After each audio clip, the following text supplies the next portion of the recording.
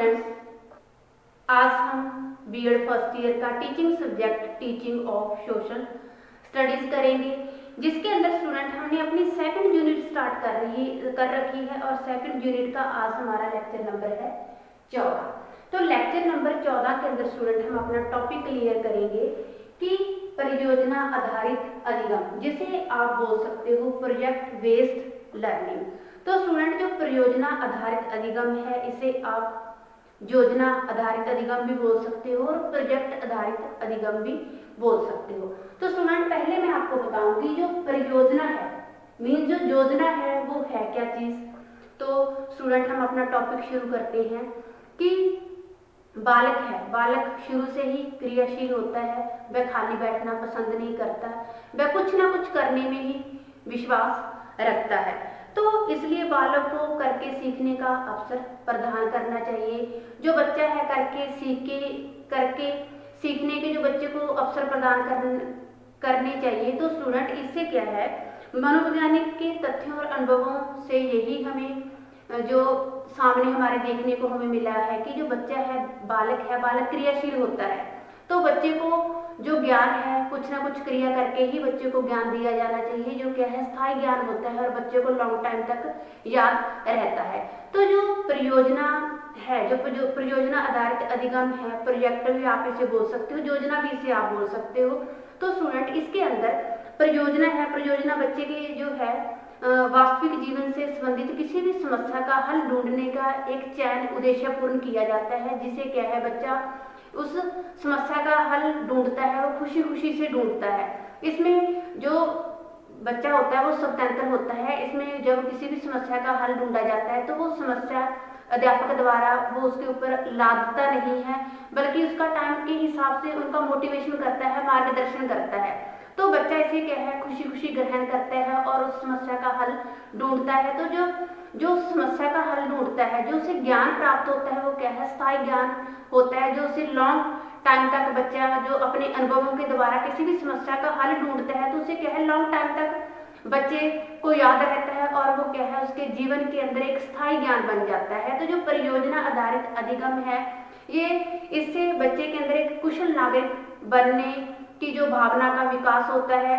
इससे जो योजना है, योजना के द्वारा बच्चों के अंदर सहानुभूति, प्रेम, सद्भावना आदि क्या है बच्चे के अंदर आदि भावना का विकास होता है। तो ये स्टूडेंट हम बोलेंगे इसे परियोजना आधारित अधिगम। जब बच्चा क्या है किसी भी समस्या का हल ढूंढने के लिए उसका चयन करता है और उसका उद्देश्यपूर्ण कार्य करता है, उस समस्या को वो खुशी खुशी अपनाता है और क्या है उसका टाइम के हिसाब से अपने अनुभवों के द्वारा उसका हल ढूंढने की कोशिश करता है। तो वो उसके लिए क्या है एक स्थायी ज्ञान बन जाता है, जो उसको क्या है लॉन्ग टाइम तक याद रहता है। तो स्टूडेंट, अब इसके अंदर मैं आपको एक डेफिनेशन देती हूँ। वो डेफिनेशन है जो वेलार्ड के अनुसार। वेलार्ड ने अपने शब्दों के अंदर जो परियोजना आधारित अधिगम है उसके बारे में क्या अपने विचार व्यक्त किए, मत दिया है कि जो परियोजना है, जो प्रोजेक्ट है, प्रोजेक्ट वास्तविक जीवन का अंश है, जिसे क्या है विद्यालय के अंदर दिया जाता है, जिसे आप लिख सकते हो कि ये स्कूल के अंदर दिए जाने वाला एक पार्ट है। तो बेलार्ड ने अपने शब्दों के अंदर क्या कहा है कि जो प्रोजेक्ट है, प्रोजेक्ट वास्तविक जीवन का यह अंश है जो विद्यालय में दिया जाता है। तो जो परियोजना आधारित अधिगम है स्टूडेंट, इसके कुछ स्टेप्स भी हैं। वो स्टेप कौन कौन से हैं हम करते हैं। तो स्टूडेंट, मैं आपको बताती हूँ इसके चरण कौन कौन से हैं। चरण जो इसे स्टूडेंट हम पॉइंट टू भी पॉइंट क्लियर करेंगे। तो इसके अंदर स्टूडेंट में जो फर्स्ट चरण आपको बताती हूँ कि उपयुक्त परिस्थिति उत्पन्न करना। उपयुक्त परिस्थिति उत्पन्न करना।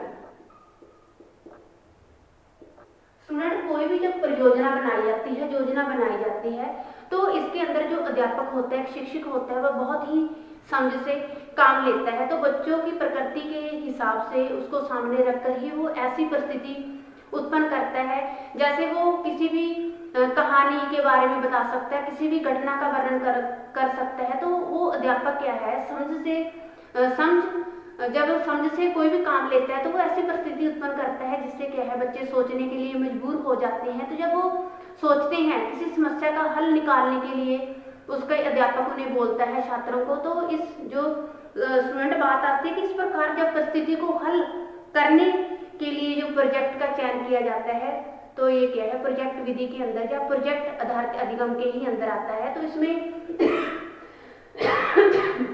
सॉरी स्टूडेंट की उपयुक्त परिस्थिति उत्पन्न करना, क्योंकि इसके अंदर अध्यापक एक बहुत ही समझ से काम लेता है, तो वो ऐसी परिस्थिति बच्चों के हिसाब से उत्पन्न करता है, जैसे कोई घटना के बारे में बता सकता है, कहानी सुना सकता है। इससे बच्चे क्या है सोचने पर मजबूर हो जाते हैं और जो समस्या एक अध्यापक ने पैदा की है उसका हल ढूंढने के लिए क्या है वो मजबूर हो जाते हैं। तो इसी को क्या है हम प्रोजेक्ट का चयन कहते हैं, प्रोजेक्ट कहते हैं, परियोजना कहते हैं।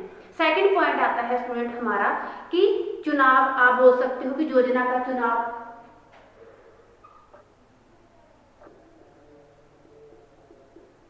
योजना का चुनाव। अब बात आती है स्टूडेंट की योजना का चुनाव। जो कुछ भी उन्होंने किसी भी तरह की योजना बनानी है वो क्या है विद्यार्थियों के द्वारा बनाई जाती है। इसमें जो एक शिक्षक है, शिक्षक का रोल सिर्फ बच्चों को मार्गदर्शन करना होता है। शिक्षक किसी भी जो भी योजना बनाई जानी है वो शिक्षक बच्चों पर लादता नहीं है। जो टीचर होता है वो क्या है सिर्फ बच्चों का मार्गदर्शन करता है। जो योजना बनाई जाती है वो सिर्फ बच्चों के द्वारा अपने आप बनाई जाती है।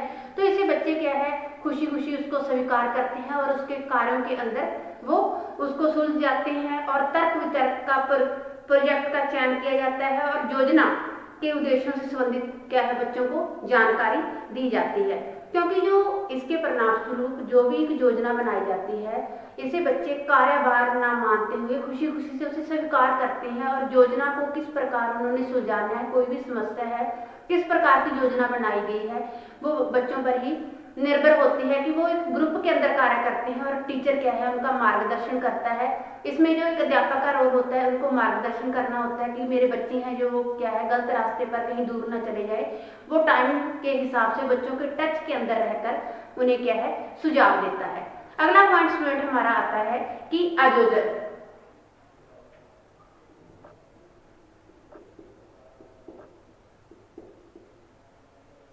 आयोजन जिसे आप बोल सकते हो प्लानिंग।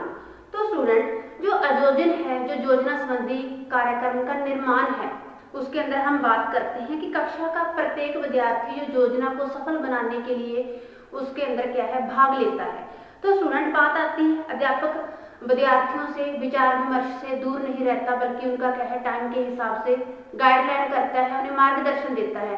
इस प्रकार योजना को सफल बनाने के लिए हर विद्यार्थी उसके उस कार्यक्रम के अंदर भाग लेता है और अपना जो भी जिम्मेवारी मिली हुई है, जो व्यक्तिगत जिम्मेवारी है उसे पूर्ण रूप से निभाता है। जो अलग अलग छात्र है इस योजना को सफल बनाने के लिए क्या है अलग अलग कार्यों के अंदर अपना जो कार्यभार संभालते हैं। तो इस प्रकार स्टूडेंट जो विद्यार्थी है विद्यार्थियों को एक समूह के अंदर बांटना अध्यापक का काम होता है। तो वो समूह के अंदर बांट कर कि किस छात्र ने कौन सा कार्य करना है ये अपने कार्यों के अंदर बांट जाते हैं और अपना कार्यभार अपने सिर के ऊपर ले लेते हैं। अगला पॉइंट आता है स्टूडेंट हमारा कि क्रियावलन भी जिसे आप बोल सकते हो।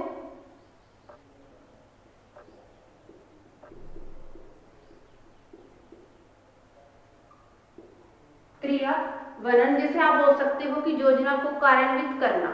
आप ये भी इसे बोल सकते हो कि योजना के बाद स्टूडेंट बात आती है कि योजना बनाने के बाद योजना की पूर्ति के लिए अध्यापक विद्यार्थियों को प्रोत्साहित करता है और उनका मार्गदर्शन करता है। तो प्रत्येक विद्यार्थी अपनी समर्था के अनुसार कार्य करता है। जो भी जिस बच्चे के अंदर जैसी क्षमता होती है, जैसे उस कार्य के काबिल होते हैं, वैसे ही वो अपने हिसाब से कार्यभार से बांधता है। तो ये सारा जो कार्यभार होता है एक अध्यापक ही उन्हें मोटिवेशन करता है। तो स्टूडेंट जब कोई छात्र अपना कार्यभार संभालते हैं तो उसके अंदर कोई जो छात्र है कोई कार्य करता है, कोई हिसाब रखता है, कोई उनका निरीक्षण करता है, कोई नक्शा बना लिया, किसी ने कोई और जो विचार विमर्श कर लिया। तो इस प्रकार विद्यार्थी क्या है क्रिया दोबारा सीखते हैं और आपस के अंदर मिलजुल कर उस समूह के अंदर कार्य करते हैं। अगला पॉइंट आता है स्टूडेंट हमारा मूल्यांकन।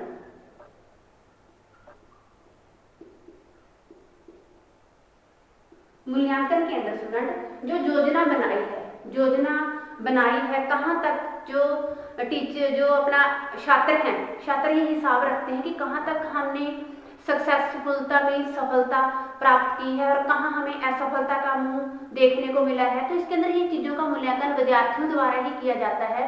वो अपने सामने जो अपनी कमियां होती हैं वो लेकर आते हैं और उन कमियों को दूर करने की हर संभव कोशिश करते हैं ताकि भविष्य के अंदर हमें इन कमियों का सामना ना करना पड़े। तो मूल्यांकन विद्यार्थियों के द्वारा ही स्टूडेंट इसके अंदर होता है। अगला स्टूडेंट हम इसके अंदर डिस्कशन करते हैं कि जो परियोजना है, परियोजना आधारित अधिगम है, इसके कुछ लाभ भी हैं। वो लाभ कौन कौन से हैं उससे भी क्या है हम point two view point clear करेंगे स्टूडेंट। तो इसके अंदर मैं पहले आपको लाभ बताने जा रही हूँ।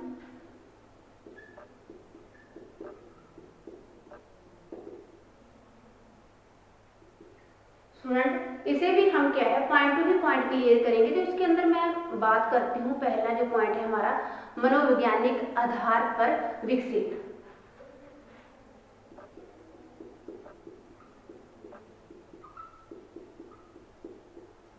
मनोवैज्ञानिक आधार पर विकसित। मनोवैज्ञानिक आधार पर विकसित कैसे? इसके अंदर क्योंकि तीनों ही पद्धतियां हमारे सामने, तीनों ही नियम हमें देखने को मिलते हैं। तत्परता का नियम, अभ्यास का नियम और प्रभाव का नियम। तत्परता का नियम कैसे? जो योजना बनाई गई है उसको सक्सेसफुल करने के अंदर बच्चे के अंदर क्या है जिज्ञासा होती है, जिसे हम तत्परता का नियम कहते हैं।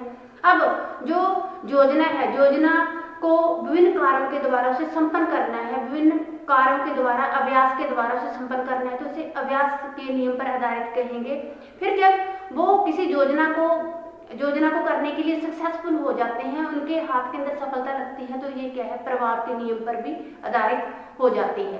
सेकंड पॉइंट स्टूडेंट हमारा आता है अध्यापक का छात्रों पर हावी न होना।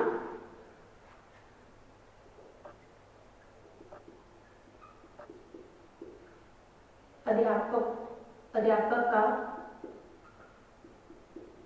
छात्रों पर हावी न होना। स्टूडेंट जो अध्यापक है, अध्यापक छात्रों पर हावी नहीं होते, बल्कि क्या है जो योजना बनाई जाती है, योजना भी बच्चों द्वारा ही बनाई जाती है। सिर्फ जो अध्यापक है, अध्यापक का कार्य होता है बच्चों को टाइम के हिसाब से गाइडलाइन देना, उनका मार्गदर्शन करना, ताकि वो जो सही रास्ते से दूर ना चले जाए। तो जो अध्यापक है, अध्यापक बच्चों पर हावी ना होकर उन्हें सिर्फ एक अच्छा मार्गदर्शन का ही रोल अदा करता है। तो जो इसके अंदर छात्रों की ही मेन भूमिका होती है, तो छात्रों को क्या है स्वतंत्र छोड़ दिया जाता है। थर्ड पॉइंट आता है स्टूडेंट कि विद्यार्थियों में अन्वेषण शक्ति का विकास।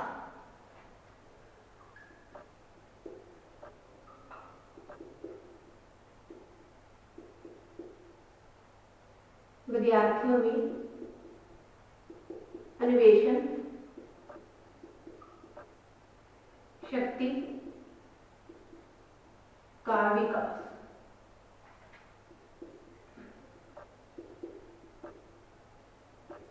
अब स्टूडेंट बात आती है कि विद्यार्थियों में अन्वेषण शक्ति का विकास कैसे? क्योंकि जो योजना बनाई गई है, कोई भी परियोजना बनाई गई है, उससे संबंधित न्यूनतम तथ्यों को बच्चा ढूंढता है। तो इससे बच्चे के अंदर क्या है ऐसा करने से समय में वो क्या है संबंधित प्रकरणों को भी समझने लगते हैं। इससे बच्चे के अंदर तर्क शक्ति और समझने की शक्ति का भी टाइम के हिसाब से, समय के हिसाब से विकास होता है। नेक्स्ट पॉइंट आता है श्रम के महत्व का विकास। फोर्थ पॉइंट हम क्लियर करते हैं, श्रम के महत्व का विकास। जो श्रम के महत्व का विकास कैसे स्टूडेंट? क्योंकि बच्चे अपने अनुभवों के द्वारा, नए तथ्यों के द्वारा जो योजना बनाई गई है उसे खोजने का हर संभव प्रयास करते हैं। वो अपने क्या है पूरी लगन के साथ कार्य करते हैं। इससे बच्चे क्या है आत्मविश्वासी और स्वावलंबी बन जाते हैं। उन्हें पता है कि हमने किसी भी योजना को सुलझाने के लिए हमें किन रास्तों से गुजरना पड़ा, हमें कितनी लेबर करनी पड़ी। इस प्रकार क्या है बच्चा अपनी मेहनत को समझने लगता है और इससे बच्चे के अंदर क्या है मेहनत का विकास होता है, श्रम के प्रति उनका विकास होता है। नेक्स्ट पॉइंट आता है प्राप्त ज्ञान स्थायी होता है। फिफ्थ पॉइंट है हमारा प्राप्त ज्ञान स्थायी होता है।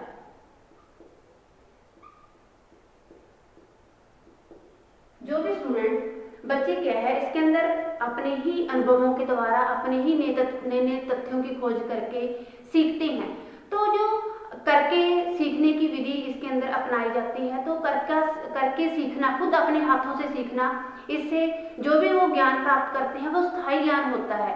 क्योंकि इसके अंदर कोई भी चीज़ जैसे भाषण विधि है, आप मान के चलो, या कोई और जिसपे हमें क्या है रट्टा लगाना पड़ता है, वो चीज़ इसके अंदर नहीं होती। तो इसके अंदर जो भी एट ए टाइम ही हर चीज़ का डिसीजन लिया जाता है और उसको किस प्रकार हल करना है, किस प्रकार हमने उसको हल करने के लिए अलग अलग जो उद्देश्य निर्धारित किए जाते हैं, प्रयत्न किया जाता है इसके अंदर। तो जो ज्ञान प्राप्त होता है उसके अंदर वो क्या है स्थायी ज्ञान होता है, जो बच्चे को लॉन्ग टाइम तक याद रहता है और कभी ना भूलने वाला जो ज्ञान होता है। अगला पॉइंट आता है स्टूडेंट उत्तम मूल्यांकन।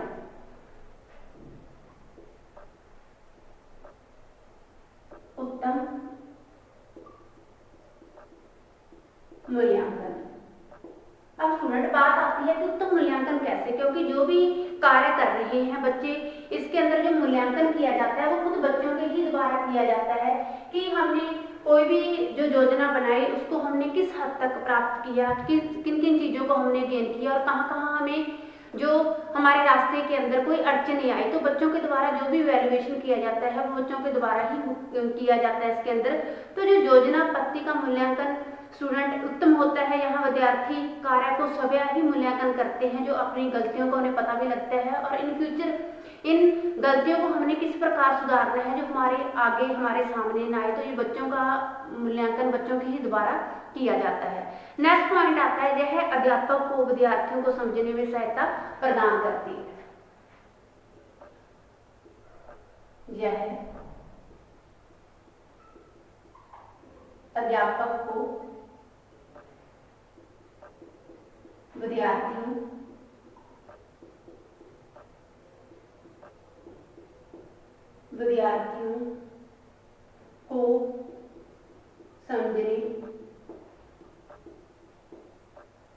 समझने में सहायता प्रदान करती है।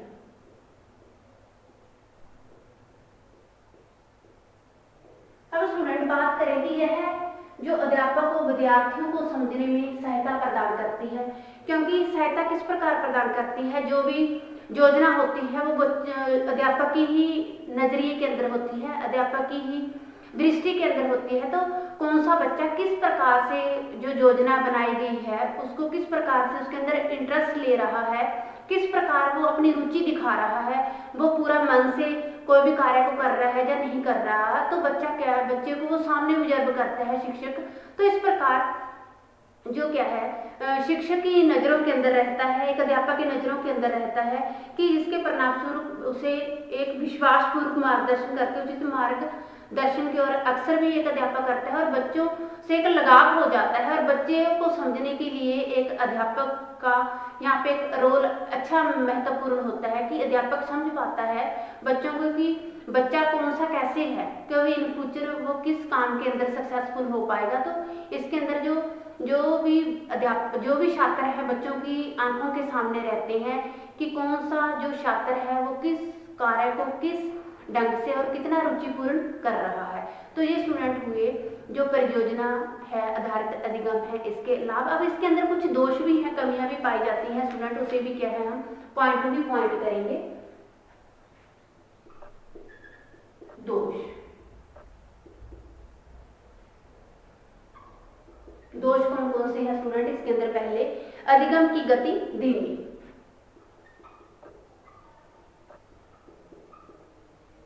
अधिगम की गति धीमी। स्टूडेंट जो अधिगम की गति धीमी कैसे, इसके अंदर हम बात करते हैं कि योजना जो ये परियोजना है, परियोजना के अंदर उतना ही अधिगम करने के लिए दूसरी विधियों से क्या है अधिक समय लगता है। किसी भी साधारण हम योजना को पूरा करने के लिए कम से कम 1 सप्ताह लग जाता है। जैसे भाषण विधि है, भाषण विधि के अंदर हमने अगर किसी भी लेक्चर को बच्चों के सामने डिलीवर करना है, बच्चों के सामने पेश करना है, तो 45-50 मिनट के अंदर बड़े आराम से हो जाता है। लेकिन जो परियोजना है, परियोजना विधि अधिक समय खाती है, तो इसे जो अधिगम है वो क्या है, बहुत ही स्लोली तरीके से चलता है, बहुत ही स्लो चलता है, बहुत ही अधिक धीमी गति से चलता है। तो ये क्या है, जो अधिगम है इसके अंदर अधिगम की गति धीमी होती है। सेकंड पॉइंट आता है कि कई बार शिक्षकों द्वारा गलत योजना का चयन, कई बार शिक्षकों द्वारा गलत योजना का चयन, क्योंकि जो शिक्षक हैं, शिक्षक इसके अंदर कई बार जो परफेक्ट नहीं मिलते, हमें अनुभवी नहीं मिलते, तो कई बार वो क्या है, गलत योजना का चयन कर लेते हैं। तो उनको सुलझाने के लिए उन्हें बहुत ही समय लग जाता है। तो जो क्या है, वो प्राय अध्यापक बेकार की योजना को चयन करके उन पर प्रारंभ करना शुरू कर देते हैं, आरंभ करते हैं, जिससे शक्ति, धन और समय दोनों की ही बर्बादी होती है। तो इसके अंदर जो कई शिक्षक ऐसे होते हैं जो गलत योजना सिलेक्ट कर लेते हैं, वो गलत योजना ऐसे सिलेक्ट होती है कि वो उसके अंदर ही उलझ कर रह जाते हैं, जिससे समय, धन, शक्ति आदि की बहुत ही बर्बादी होती है। थर्ड पॉइंट आता है स्टूडेंट हमारा, समय और शक्ति का अपव्यय।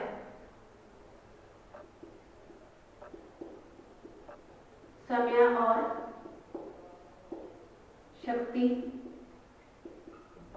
का अपव्यय, क्योंकि ये विधि है, जो परियोजना है, परियोजना क्या है, बच्चों पर छात्र केंद्रित ये होती है। तो इसके अंदर जो समय है, समय की बहुत ही व्यर्थ होता है, समय और शक्ति दोनों की बहुत ही व्यर्थ होती है, क्योंकि बच्चों को इतना अनुभव नहीं होता कि हमने किस योजना को किस तरीके द्वारा आसानी से और कम समय के अंदर सुलझाना है। तो बच्चे इसके अंदर ही उलझ कर रह जाते हैं, जिसके कारण जो अधिगम है, अधिगम की गति भी धीमी होती है और समय और शक्ति भी बहुत वेस्ट होती है, उनकी भी बहुत बर्बादी होती है। अगला पॉइंट आता है अध्यापकों का अधिक भार।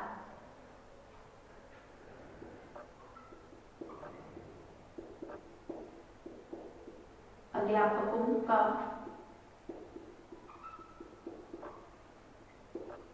अधिक भार, क्योंकि जो योजना है, जो परियोजना है, परियोजना अधिगम है, इसके अंदर स्टूडेंट इसके कुछ दोष हैं, जैसे मैं आपको सामने बता रही हूँ कि अध्यापकों का अधिक भार कैसे, कि इस विधि द्वारा शिक्षकों पर अधिक भार पड़ जाता है। एक योजना को तैयार करने के लिए उन्होंने कई विषय से सहसंबंध आपस के अंदर सहसंबंध स्थापित करना होता है, जिससे क्या है, कुछ अध्यापक तो ऐसे होते हैं जो अपने विषयों में ही कुशल नहीं होते, सिर्फ अपने विषय के अंदर कुशल होते हैं, वो अन्य विषयों के अंदर कुशल नहीं होते। तो इससे अध्यापकों का जो भार है वो अधिक बढ़ जाता है। इससे स्टूडेंट क्या होता है, इससे जो उपयुक्त पाठ्य पुस्तकों का भी इसके अंदर हमें अभाव देखने को मिलता है। अगला पॉइंट आता है स्टूडेंट हमारे सामने पाठ्य पुस्तकों की कमी।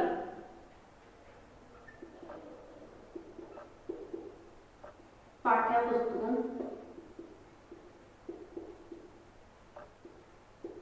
पुस्तकों की कमी।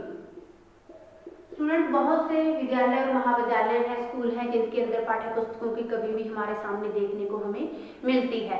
अगला पॉइंट आता है कि उच्च कक्षाओं के लिए योजनाएं बनाना कठिन। उच्च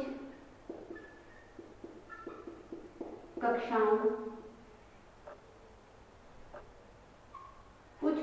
के लिए योजनाएं बनाना कठिन, क्योंकि जो परियोजना है, कोई भी योजना है जो उच्च कक्षाओं के लिए बनाना बहुत ही कठिन है। जो छोटी जो कक्षाएं हैं, जो निम्न कक्षाएं हैं, उनके लिए योजना बनाना बहुत ही इजी होता है। तो ये भी हमारे सामने एक दोष हमें देखने को मिलता है कि जो परियोजना है, परियोजना उच्च कक्षाओं के लिए बनाना हमारे सामने बहुत ही कठिन है। तो ये स्टूडेंट इसके क्या है, कुछ हमें दोष देखने को मिले। तो इसके अंदर हम आप ये भी पॉइंट हम ऐड कर सकते हैं कि जो पाठ्यक्रम पाठ्यक्रम समाप्त करने में कठिनाई।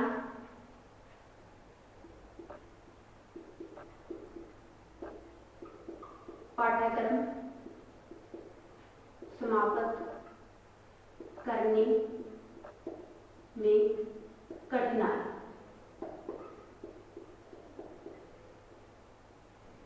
स्टूडेंट, क्योंकि ये जो परियोजना है, परियोजना के अंदर बहुत ही समय और शक्ति का जो बर्बादी होती है, तो इसके अंदर जो भी पाठ्यक्रम लिया जाता है, इसको पाठ्यक्रम को समाप्त करने के लिए बहुत ही समय लग जाता है। तो जो परियोजना है, परियोजना के अंदर पाठ्यक्रम को समाप्त करने के लिए हमारे सामने एक विशेष कठिनाई उभर कर सामने आती है। ये भी ये परियोजना आधारित अधिगम के अंदर एक दोष है। तो स्टूडेंट, हमने अपना टॉपिक क्लियर किया कि परियोजना आधारित अधिगम की जो बच्चे हैं, बच्चे कोई भी प्रोजेक्ट का चुनाव करके किस प्रकार उसका चयन करते हैं और किस प्रकार उसके ऊपर उद्देश्यपूर्ण कार्य करते हैं। तो इससे क्या है, बच्चे एक अधिगम के अंदर सीखने के अंदर परफेक्ट बनते हैं। परफेक्ट कैसे? क्योंकि अपने वो अनुभवों और नए नए तथ्यों की खोज करके उस योजना को पूर्ण करते हैं। तो इस प्रकार वो अधिगम, उनके लिए जो सीखा हुआ है वो ज्ञान स्थायी रहता है और उन्हें क्या है, लॉन्ग टाइम तक याद रहता है, क्योंकि इसके अंदर जो विधि अपनाई जाती है वो करके सीखने की विधि अपनाई जाती है। फिर इसके अंदर स्टूडेंट, मैंने आपको एक डेफिनेशन दी, डेफिनेशन वेलार्ड के अनुसार। फिर इसके स्टेप्स आए, स्टेप्स हमने 5 क्लियर किए, जैसे उपयुक्त परिस्थिति उत्पन्न करना, योजना का चुनाव जिसे आप बोल देते हो, आयोजन, क्रियान्वयन और मूल्यांकन करना। फिर बात आती है स्टूडेंट, इसके लाभ कौन कौन से हैं। जैसे फर्स्ट पॉइंट मैंने क्लियर किया कि मनोवैज्ञानिक आधार पर विकसित है ये। अध्यापक का छात्रों पर हावी नहीं होना, क्योंकि इसके अंदर अध्यापक का जो रोल है सिर्फ मार्गदर्शन करने का है। स्वतंत्र होते हैं इसके अंदर छात्र, वो अपने ही तथ्यों के आधार पर, अपने ही अनुभवों के आधार पर कि जो भी योजना उनके द्वारा बनाई होती है उसका क्या है, वो हल करते हैं, उद्देश्यपूर्ण कार्य लेकर करते हैं। फिर आता है विद्यार्थियों में अन्वेषण शक्ति का विकास, श्रम के महत्व का विकास, प्राप्त ज्ञान स्थायी होता है, उत्तम मूल्यांकन, और यह अध्यापकों को विद्यार्थियों को समझने में सहायता प्रदान करती है। फिर इसके अंदर कुछ दोष भी हैं। वो दोष कौन कौन से हैं? जैसे अधिगम की गति धीमी होती है, कई बार शिक्षकों द्वारा गलत योजना चयन कर ली जाती है।